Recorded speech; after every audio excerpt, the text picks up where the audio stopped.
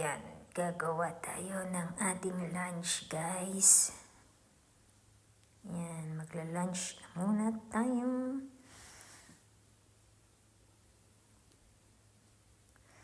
Ito lang ang nakita natin sa aking rep, kaya yan. Gagawa natin ng paraan, kaya kong pasarapin yan. Kaya kong pasarapin yan, guys.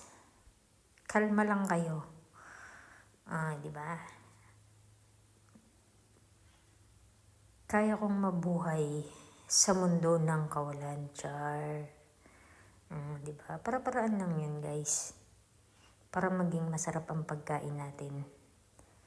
Di ba?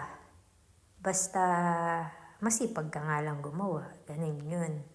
Siyempre, kung gusto mong makakain ng masarap, dapat masipag ka rin gumawa, di ba?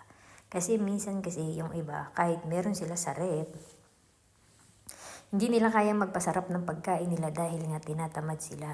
Di ba? Sa akin, hindi sa akin uso ang tamad-tamad dahil ako ay malakas kumain talaga. Guys, aminado ako dyan.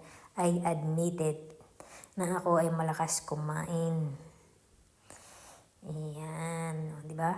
Scrambled eggs lang yan. At saka ham na, chinap-chap ko. Tapos cheese. Di ba? Di ba? Sarap na yan.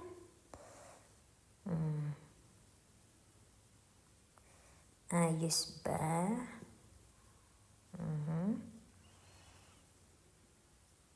Yes. 2 pieces is enough for me. It's more than enough, actually. At syempre, ang akin, chocolate milk. Ayan. Mag-chocolate milk tayo muna, guys. Minsan-minsan lang naman yan. Minsan-minsan lang naman tayo magpasaway sa pagkain. Hindi naman lagi. Sarap. Di ba? Let's bite. Sarap.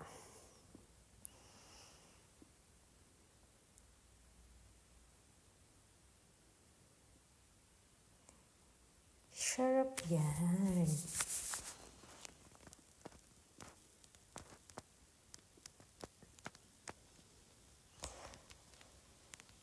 Okay. Thank you for watching. Bye-bye, guys.